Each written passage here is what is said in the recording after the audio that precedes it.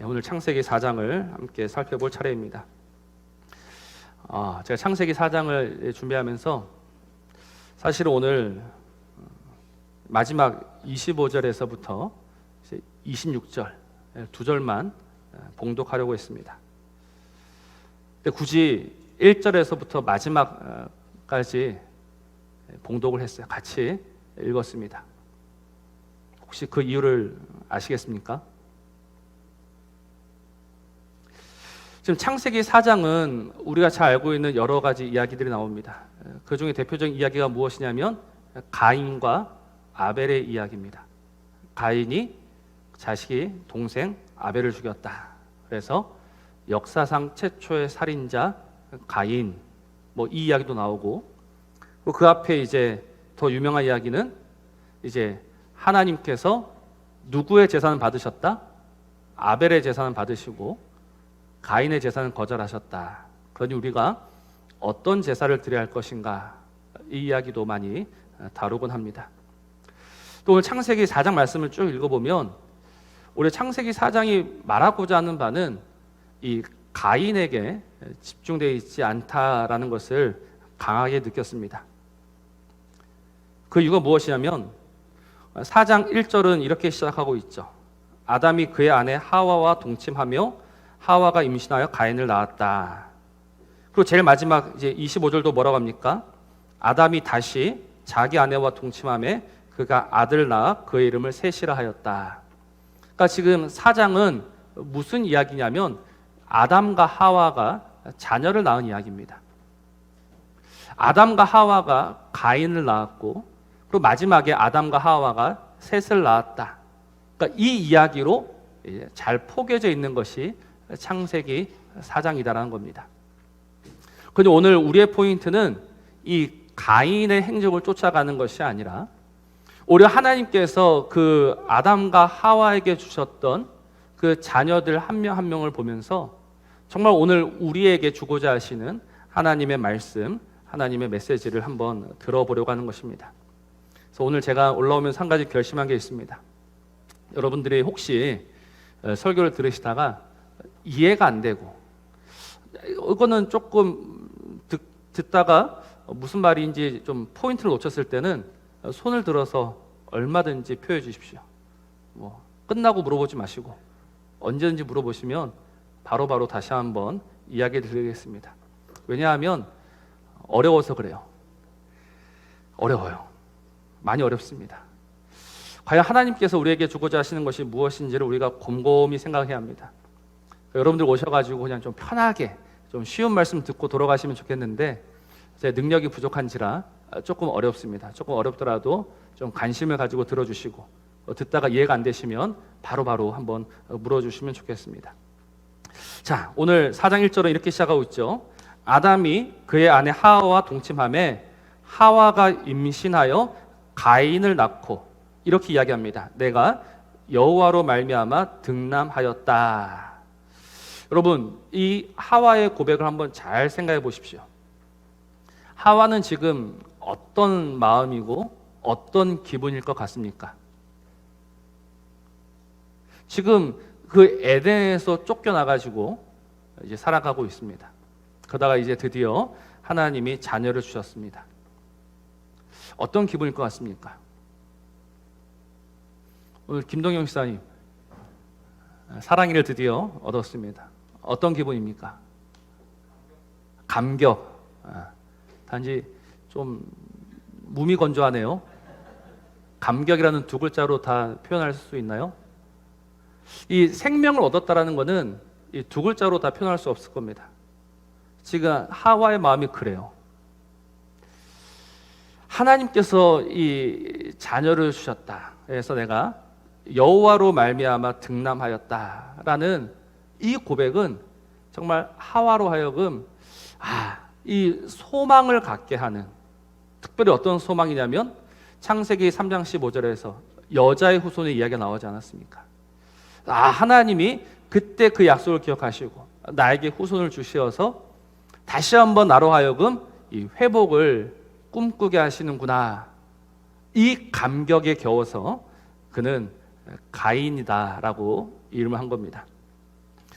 이 가인, 이거는 뒤에 나오는 득남하였다라는 말과 똑같은 말입니다.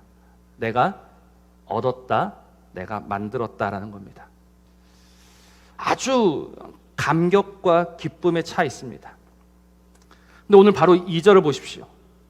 그가 또 가인의 아우 누구를 낳았다고 합니까? 아벨을 낳았다라고 합니다.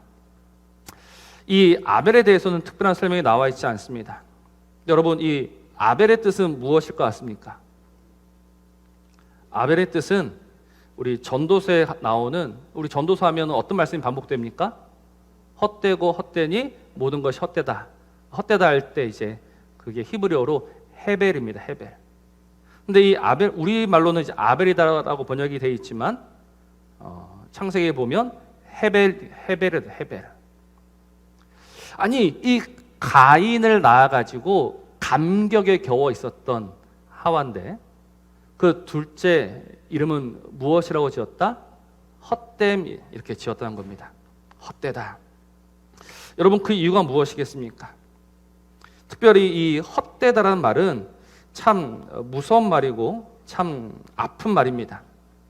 우리가 시편 말씀 한번 봤으면 좋겠습니다. 시편 62편 9절 말씀입니다.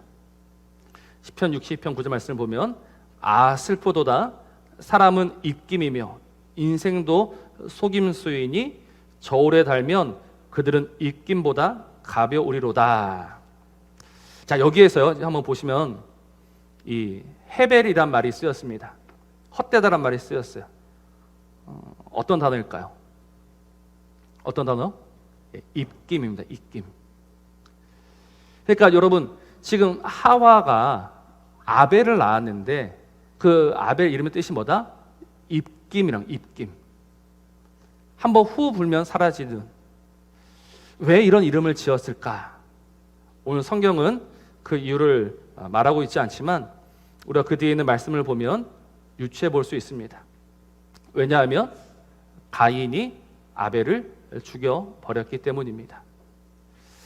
여러분, 이 가인이라는 고백은 하와의 엄청난 믿음의 고백이었고 기대였습니다. 그런데 그 가인에 의해서 그 동생 아벨이 죽었습니다. 그것을 보면서 하와가 깨달은 게 무엇일까요? 하와가 고백한 게 무엇일까요? 바로 아벨이라는 겁니다. 그래서 많은 사람들이 이르기를 이 아벨이라는 이름은 태어나서 지은 이름은 아닐 것이다. 태어나서 지은 이름이 아니고 이 모든 것을 보고 경험한 하와의 고백일 것이다. 이렇게 보고 있습니다.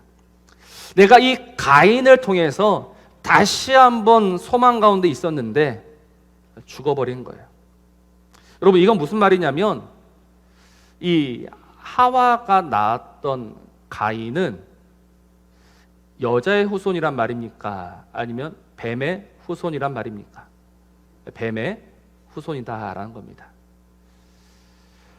여러분, 오늘 1절을 다시 보십시오. 내가 여호와로 말미암아 득남하였다. 이거는 누가 봐도 틀림없이 하나님이 주시는 분명한 구원의 표시요, 구원의 상징이요, 구원의 약속인 줄 알았습니다. 근데 알고 보니 내가 낳았던 그 가인은 뱀의 후손이었다라는 겁니다. 여러분, 이게 인생이 참 무서운 겁니다.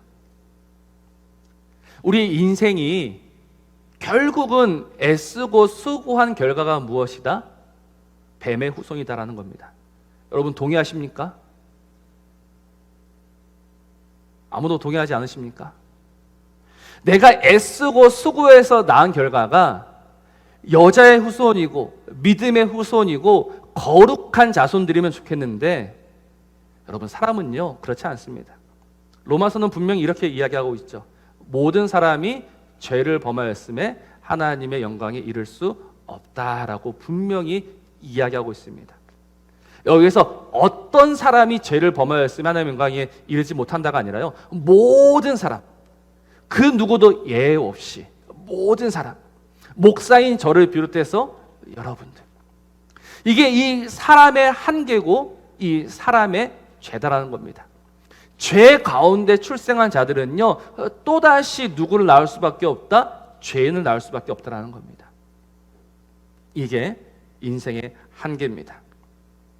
그래서 인생의 결론은 무엇이냐면 우리가 아무리 애쓰고 수고하고 노력해도요, 결국은 하나님과 상관없는 자가 될 수밖에 없다는 겁니다. 우리 요한복음 1장 12절 말씀 잘 알고 있지 않습니까? 요한복음 1장 12절 같이 한번 외워볼까요? 영접하는 자, 시작. 영접하는 자, 영접하는 자, 곧 그 이름을 믿는 자들에게는 하나님의 자녀가 되는 권세를 주셨으니. 근데 제가 지난번 요한복음 강의하면서 1장 12절보다 그 뒤에 있는 13절이 더 중요하다고 말씀을 드렸습니다. 영접하는 자는 누구나 하나님의 자녀가 되는 권세를 받습니다. 근데 누가 영접할 수 있다고 했습니까? 혈통으로나 육정으로나 사람의 뜻으로 나지 아니한다. 그러니까 사람의 수고를 통해서 우리가 하나님을 영접할 수 있는 것이 아니고 오직 하나님께로부터 난 자라야 그 주님을 영접할 수 있고 그 주님으로 말미암아서 새 생명을 가질 수 있다는 겁니다. 그러니 여러분들이 동의하든 동의하지 않으시든 사람이 낳는 모든 자손들은요, 뱀의 자손, 뱀의 후손이 되는 겁니다. 이게 오늘 우리의 약점입니다. 근데 감사한 것은 우리가 이렇게 뱀의 후손을 낳으면서 정말 그 이 하나님을 대적하는 자들로 살아가고 있는데, 그러나 이 땅 가운데 우리에게 부어주시는 하나님의 은혜가 있다라는 것입니다. 그 하나님의 은혜가 무엇이냐? 오늘 마지막에 읽었던 25절입니다. 아담이 다시 자기 아내와 동침함에 그가 아들을 낳아 그의 이름을 셋이라 하였으니 이는 하나님이 내게 가인이 죽인 아벨 대신에 다른 씨를 주셨다 합니다 라고 이야기합니다. 그의 이름을 셋이라고 합니다. 셋. 여러분, 이 셋의 뜻은 또 무엇일까요? 여러분들 오늘 이걸 잘 보셔야 합니다. 오늘 이거 하나만 알고 돌아가셔도요, 성공하시는 겁니다. 여러분, 4장 1절과 4장 25절 한번 우리가 잘 봤으면 좋겠습니다. 다른 고백이 하나 있어요. 4장 1절 다시 한번 보면 가인을 낳고 이르되 내가 여호와로 말미암아 등남했다. 이 말은요, 내가 낳았다라는 말입니다. 그래서 이 카나라는 말은 창조하다라는 의미도 가지고 있어요. 내가 만들었다라는 거예요. 내가 무엇을 만들었다? 내가 내 후손을 만들었다. 근데 지금 마지막 25절에 와서 이 하와가 뭐라고 고백하냐면 그가 주셨다라고 고백합니다. 그가 주셨다. 여러분, 이 낳았다와 주셨다는 완전히 다른 이야기고 다른 고백입니다. 낳았다라는 것은 내가 수고해서 내가 하나님과 함께 힘을 모아서 내가 한번 가인을 만들어 봤다라는 거예요.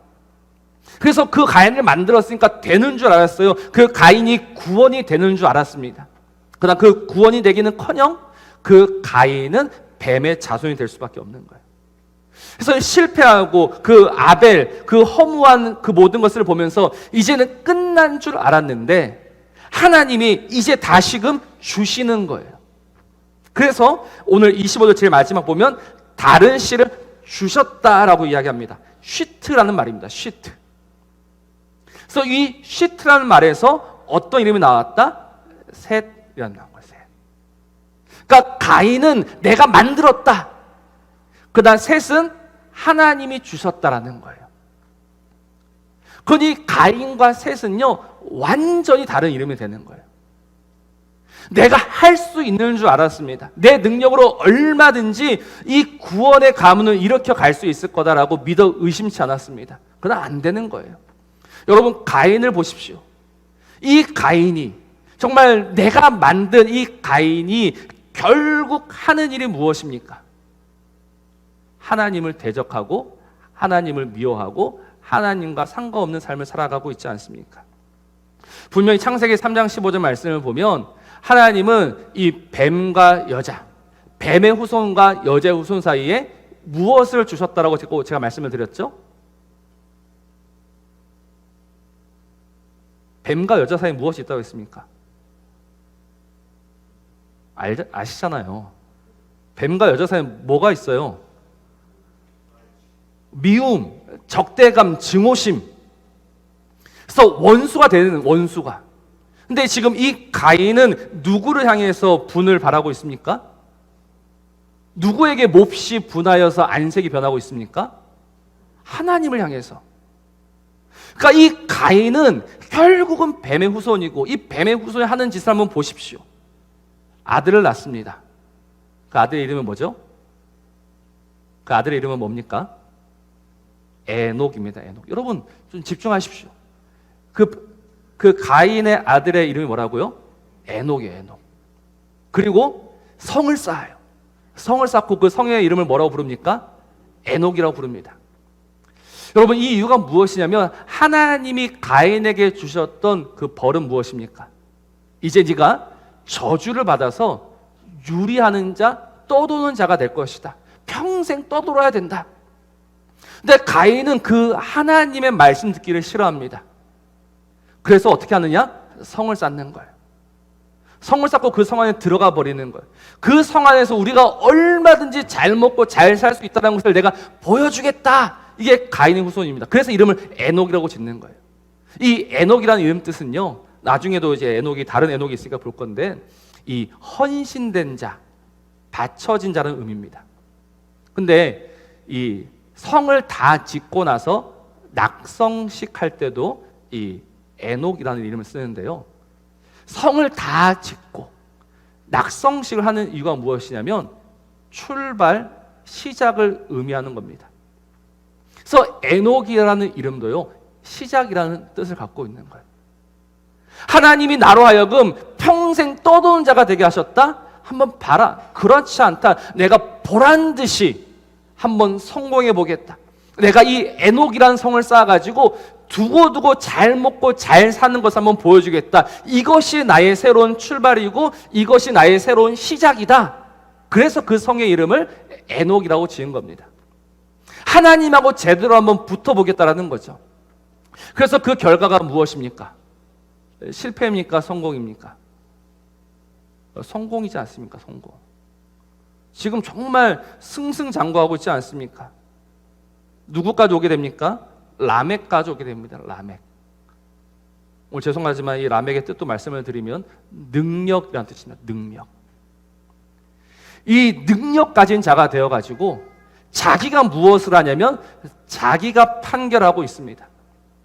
자기가 마땅히 판결받아야 되는 자인데 오늘 자신의 힘과 자신의 능력으로 자신이 선과 악을 결정하는 자리에 서 있습니다. 하나님이 그 가인에게 주신 벌이 있느냐? 가인을 위하여는 벌이 7배일진데 나를 위하여는 벌이 77배다. 이거는 내가 주인이고 내가 결정하겠다라는 겁니다. 이게 가인이 성을 쌓은 결과입니다. 그리고 지금도 이 성은요, 점점 커져가고 있어요. 지금도 하나님을 떠난 인생들이 자기들만의 성을 쌓아가지고 그 성 안에서 보란듯이 잘 먹고 잘 살고 있는 겁니다.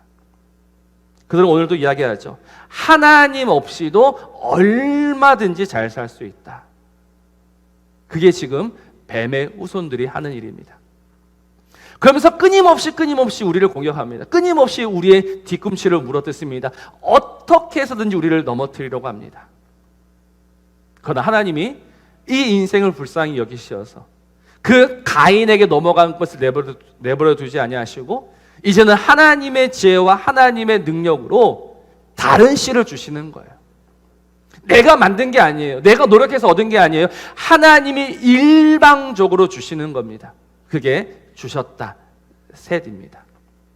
오늘 우리에게 주신 구원의 이름 예수를 한번 잘 생각해 보셔야 합니다. 여러분, 그 구원의 이름 예수는요, 우리가 부른 겁니까? 우리가 요청한 겁니까? 우리가 만든 겁니까? 그렇지 않습니다. 하나님이 오늘도 그 사랑하시는 자에게 일방적으로 주시는 구원의 이름입니다. 천하 만민 가운데 다른 이름을 주신 일이 없고 오직 구원의 이름 그 예수를 우리에게 주셨을 뿐입니다. 우리는 그것을 받았을 뿐인 거예요. 그렇게 살아가는 거예요. 그런데 문제는 무엇이다? 여러분, 이 셋이 또 아들을 하나 낳습니다. 그 아들의 이름은 뭐예요? 에노스입니다. 참 이 에노스의 뜻도 참 중요한데요. 여러분, 에노스의 뜻은 뭘 것 같습니까? 에노스의 뜻은요, 죽을 수밖에 없는 자라는 뜻입니다. 고칠 수 없는 인생이란 뜻입니다. 무엇과 대조됩니까? 앞에 나오는 라멕과 대조가 되죠. 그 뱀의 후손들은요, 열심히 살아서 능력 가운데 스스로 왕이 되어서 내가 모든 것을 결정하는데, 하나님이 그 셋을 주셨고, 그 셋은 자신의 아들의 이름을 죽을 수밖에 없는 자, 저주의 이름으로 지은 거예요. 근데 그 뒤에 있는 말씀이 더 웃깁니다. 그때부터 누구를 불렀다라고 합니까? 하나님의 이름을 불렀다라는 겁니다. 이게 중요한 거예요. 그럼 결론적으로 누가 하나님의 이름을 부를 수 있을까요? 죽을 수밖에 없는 자가 하나님의 이름을 부르게 되는 겁니다. 능력 가지고 살아가는 자가 하나님 이름을 부르는 것이 아니라 죽을 수밖에 없는 인생이 하나님의 이름을 부르는 겁니다. 예수님이 이 땅에 오셨습니다. 여러분, 누가 그 예수의 이름을 믿었습니까? 능력 있는 자가 믿었나요? 부자가 믿었습니까? 건강한 자가 믿었습니까? 아니요. 죄인들만, 세리와 창기들만, 도저히 그 구원의 이름을 부를 자격 없는 자들만 부른 거예요. 그래서 오늘 이 창세기 4장의 이야기는요, 단순히 가인이 어떻고 누가 어떻고 이야기가 아니고, 오늘 이 인생을 초라하게 만드셔서 다시금 하나님의 이름을 부르게 하신다라는 그 놀라운 이야기가 숨겨져 있는 거예요. 내가 가인을 만들어서 내가 성공해서 내가 구원을 이루겠다가 아니라, 내가 만든 가인은 결국 아무것도 아닌 아벨, 헤벨이었구나. 하나님이 다른 씨를 주셔야지만 내가 다시 하나님의 이름을 부를 수 있다라는 그 이야기가 담겨 있는 겁니다. 근데 사랑하는 성도 여러분, 오늘날 우리의 삶을 한번 돌아봤으면 좋겠습니다. 우리의 결국은 무엇이 돼야 됩니까? 우리의 결국은요, 하나님의 이름을 부르는 자가 되어야 되는 줄로 믿습니다. 저와 여러분은요, 어떻게 해서든지 하나님의 이름을 부르는 자가 되어야 돼요. 근데 누가 하나님의 이름을 부를 수 있을까요? 누가 다시 그 하나님 앞에 나아갈 수 있을까요? 정말 죄송하지만 이 말씀 묵상하면서 제 이야기를 잠시 드리지 않을 수가 없을 것 같습니다. 아시다시피 저는 자녀가 아무도 모르세요? 제 자녀 몇 명인지 모르십니까? 4명입니다. 4명. 이든이를 낳고 이음이를 낳고 되는 줄 알았어요. 어려운 것도 없었고요, 힘든 것도 없었습니다. 다 되는 줄 알았습니다. 하나님이 저에게 주신 가장 큰 선물이 우리 이루민을 통해서, 지금도 제가 늘 고백하는 것은 그 이루미 때문에 다시 하나님의 이름을 부를 수 있었다라는 이 사실이 언제나 감사요 또 감사입니다. 여러분, 그게 우리의 인생이 돼야 되는 거예요. 우리의 인생이 언제나 성공과 아름다움과 화려함으로 뒤덮여 있다 할지라도요, 하나님 이름을 부르지 못하면요, 그거는 뱀의 후손이고 망하는 길입니다. 그러나 오늘 우리의 삶이 좀 거칠게 보이고 험하게 보이고 모자라게 보이고 부족하게 보인다 할지라도, 그러나 우리가 하나님의 이름을 부를 수 있으면 그것이 구원이요, 그것이 우리에게는 생명이 되는 겁니다. 우리는 오늘도 하나님에게 무엇을 요구합니까? 우리는 오늘도 하나님에게 무엇을 바라고 있습니까? 제발 이 인생을 좀 빛나게 해주십시오. 제발 내 삶을 좀 다시 한번 좀 옛날 그 아름다웠던 때로 돌려주십시오. 우리의 삶을 다시 한번 일으켜 주십시오라고 우리는 밤낮 기도하고 있습니다. 여러분, 우리의 이 삶이 아무리 아름다워지고 다시 한번 빛을 발한다 할지라도, 그러나 하나님의 이름이 없는 그 인생은요, 망하는 인생이요, 초라한 인생이요, 쓰러질 수밖에 없는 인생입니다. 그냥 오늘 하루를 살아가면서 하나님을 찾으면서 하나님을 부르면서 살아갈 수 있으면 은혜인 거예요. 물론 답답하죠. 정말 답답합니다. 답답해서 당장이라도 지금이라도 다시 그 하나님의 이름을 버리고 싶을 때가 많이 있어요. 그러나 그 순간에도 하나님이 우리에게 오셔서 그 구원의 이름을 우리에게 주시고 오직 그 구원의 이름 때문에 우리의 삶을 좀 초라하게 만드셔서 너는 나 없으면 안 된다라는 이 진리를 날마다 가르쳐 주시면서 그렇게 조금씩 하나님의 이름을 부르며 살아갈 수 있으며 오늘 저와 여러분에게는 은혜요 사랑이요 그것이면 족한 줄로 믿으시기를 바랍니다. 여러분 그거면 충분한 거예요. 그게 전부인 거예요. 하나님을 나의 수단과 나의 어떤 도구로 삼아가지고 내가 무엇을 하나 해야 되겠다가 아니라 내가 하는 것은 결국 그 가인과 라멕으로 끝날 수밖에 없음을 알고 하나님 오늘 나에게 정말 믿음을 주시어서 하나님이 나에게 주신 셋, 하나님이 나에게 주신 에노스 정말 이 망할 수밖에 없는 인생이 다시금 하나님의 이름을 부를 수 있음에 감사요 또 감사합니다 라고 고백하면서 살아가는 겁니다. 여러분 그렇게 사실 수 있으시겠습니까?